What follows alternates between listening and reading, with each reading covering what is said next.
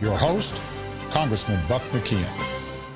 You know, I like to talk to other members and learn about their districts, because it's really interesting how our forefathers understood and had the foresight to see what a vast, I mean, when they wrote the Constitution, the country was a small part of what it is now.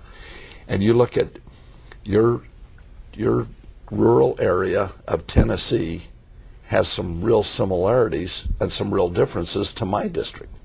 I have schools, I have a county of 10,000 square miles with only about 20,000 people.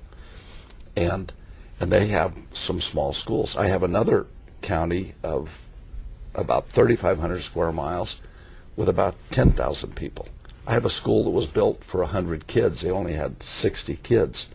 And then I have in the southern part of my district that is growing very rapidly. They can't build schools fast enough, and they have overcrowding. And all of that is in one congressional district. Now you sit here in Washington and try to pass a bill that fits every one of those schools, every one of those classrooms in my district and in your district, and you think we're going to get it right every time on all? No. And that's why it's important to us to set it up so there's enough flexibility, enough parental choice, enough local control that people can fix those things. I mean, it doesn't make any sense where you take a school with 8 graduates, 4 that receive scholarships to go on to university, and because one student, for whatever reason, drops out, that you're going to call that a failing school. I mean, another thing that people are looking for, I think you had it right on, they're looking for red, white, and blue. They pay us pretty good money to come back here and solve some of these problems, address some of these problems.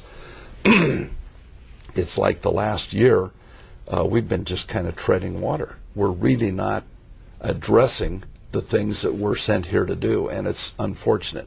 I think a lot of people don't really understand it. When I first came here, I thought that all Republicans would always work together and all Democrats would work together, and most of the time we would all work together, you know, really focusing on America's problems. I found out that that's not the way it works around here. And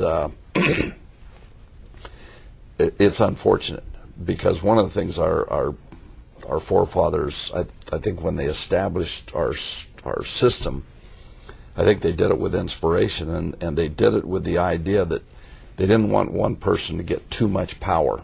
You know, they had just left kings, and they were trying to get away from that, and they did a very good job. But I think one of the things that we're grappling with is it's the environment around here now is people are looking for power, and that kind of trumps everything else. Yeah, somebody told me the other day that you guys, meaning Republicans, focus on policy and the Democrats focus on politics, and the two don't seem to mingle always. I've always felt that good policy is good politics. If we could do the things that people would like to see us achieve to fix this kind of a situation where you're grappling with a failing school that most people, common sense, would say, no way that's failing. You know, they're doing a great job. That's why we should really get together and reauthorize this and fix those particular problems, the special needs, the English second language, the growth models, the things that most people around the country that are dealing with, as you found in your forum and as I've found in other states around the country, the suggestions were almost universal. And they must sit there thinking, why can't you fix these few things? And they say, well, you know, special interests have too much power. The teachers' unions have a lot of power with the Democrats, and for whatever reason, they have some real problems with this, with the reauthorization, and it's unfortunate, because these things we could have really fixed. So what we need to do, I guess, is go back to the chairman and say, come on, you know, let's be grown-ups and let's try to get this thing done. If we could get in that kind of environment, what are some of the things that you would like to see addressed in the bill? I think English is a second language. I think graduation rates, I think looking at the ROTC instructors, those are all common sense. And that's what the American people are looking for right now. They're looking for common sense leadership.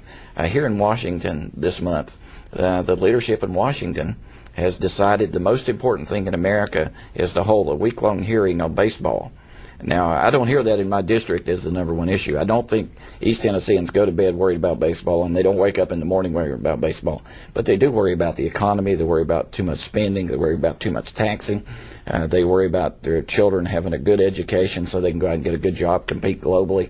Those are the things that the American people are looking for. Energy prices are through the roof. That's what the American people want us to come here to Washington to do, is work on those things that are important to the American people and use some common sense and bring it up in committee so we can debate it, vote on it, and then move forward. Boy, David, you really cut to the core on these things. Very, very good. The hearing that we held on, not our committee, but then the other committee on drug use in baseball. You know, we passed a couple of years ago when I was chairman of the committee, we passed a mining safety bill. We lost about 30 lives that year in mine accidents, and it was very important. And that was one time where we did come to work, and we got the work done, and we passed the mining safety legislation. It was the first mining safety legislation that we'd passed here in 20 years. And it was a 3-year implementation that is being done across the country as we speak. Mines are doing things to make them more safe for our miners, which they should do. As you know, in our committee, we have the education and we have the labor issues. Just a few weeks ago, we passed another mining safety bill that probably will put in jeopardy the one that we passed, because before it gets implemented, they want to change some other things. Well, it's not going to become law, but nothing's happening in the Senate on it. But the point that we made when we were on the floor debating that issue was the Washington Post came out with a story of we had more miners dying from drug overdose because it's hard work, you know, working in the mines, and they want to they get injuries and they get on prescription drugs or whatever. They become addicted to it, and it ends up in one state. The story said they had over 200 deaths in 1 year from these drugs, and we have not held one hearing on that. And yet we can spend all day and weeks talking about drugs in professional baseball players, which, you know, I'm sorry that they're using drugs, and it does change the records and so forth, and I feel bad about that. But, well, David, it's been marvelous having you on the show here today. I think that hopefully the people in our audience got a little sense of you and learned a little bit about Tennessee, and hopefully a little bit more about No Child Left Behind and some of the things that we're working on here. And I thank you for taking the time and being with us here today, and I thank you for listening.